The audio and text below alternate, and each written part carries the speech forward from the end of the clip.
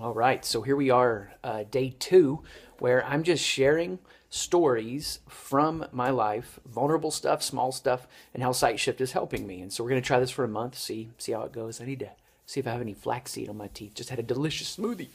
So here's the thing.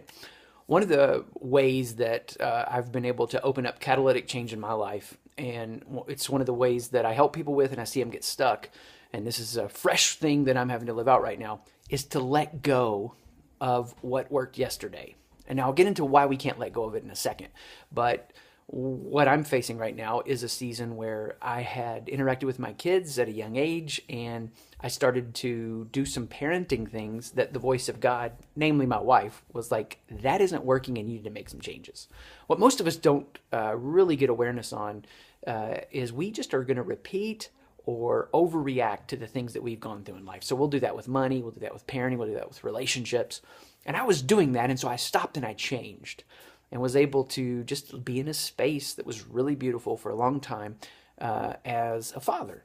Well, now my kids are in a different phase, and it's not so easy.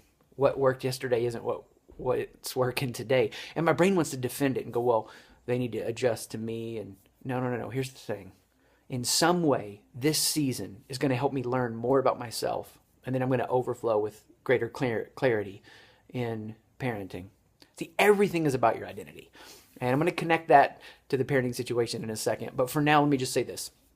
One of the things that's happened to us is we have lost the appreciation for this quest that all of us are on, and it's the search for who we are.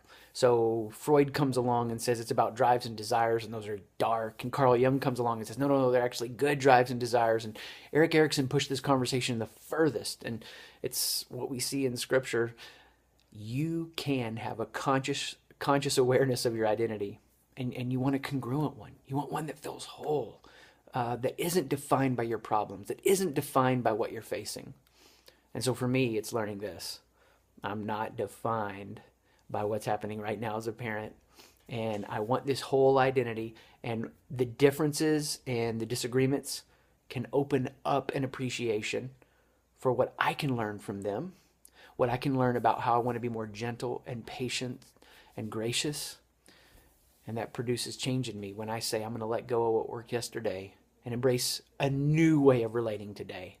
And it's going to open up a new way of being. So I don't know what that's like for you, but I know this. You're probably in a season right now where what you did yesterday that worked isn't working today. What if you let go of that? And what if you said, I'm going to let go of what worked yesterday. I'm going to stand in this dark middle where I don't know exactly what I'm going to do.